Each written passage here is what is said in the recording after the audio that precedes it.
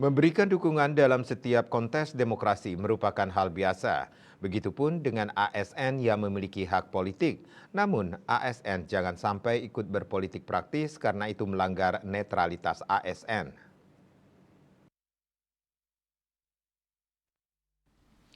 Sekda Provinsi Bali Dewa Made Indra saat membuka koordinasi pengawasan netralitas ASN di lingkungan pemerintah Provinsi Bali di Wiswa Sabah Utama, Kantor Gubernur Bali Kamis 18 April berharap seluruh ASN baik di Provinsi Bali maupun ASN Kabupaten Kota dapat menjaga netralitas dengan baik dalam setiap pelaksanaan pesta demokrasi.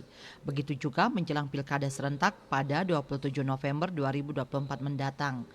Menurutnya, tantangan netralitas ASN pada Pilkada 2024 akan lebih berat dibandingkan dengan pemilu 2024 lalu.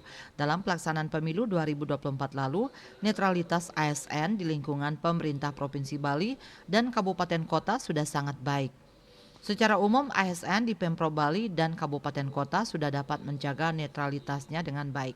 Kendati demikian, Dewa Indra mengungkapkan masih terdapat pelanggaran netralitas yang terjadi pada pemilu 2024 lalu, seperti yang dilakukan oleh pejabat di salah satu SMK di Bali dan pelanggaran netralitas oleh ASN di Kabupaten Buleleng. Penjatuhan sanksi tegas perlu dilakukan untuk memberikan efek jera. Ketua Komisi ASN Agus Pramusinto mengatakan pelanggaran netralitas ASN berdampak negatif terhadap pelaksanaan pemerintahan. Sementara bentuk pelanggaran yang sering terjadi antara lain rekayasa regulasi, mobilisasi SDM, alokasi dukungan anggaran untuk kepentingan politis, bantuan program hingga penggunaan fasilitas sarana dan prasarana pemerintah. Di sisi lain, berdasarkan data KASN telah terjadi penurunan jumlah pelanggaran netralitas ASN pada tahun 2024 jika dibandingkan dengan tahun 2020. Dari 489 pelanggaran yang dilaporkan pada tahun 2024, sebanyak 278 diantaranya terbukti melanggar dan dijatuhkan sanksi.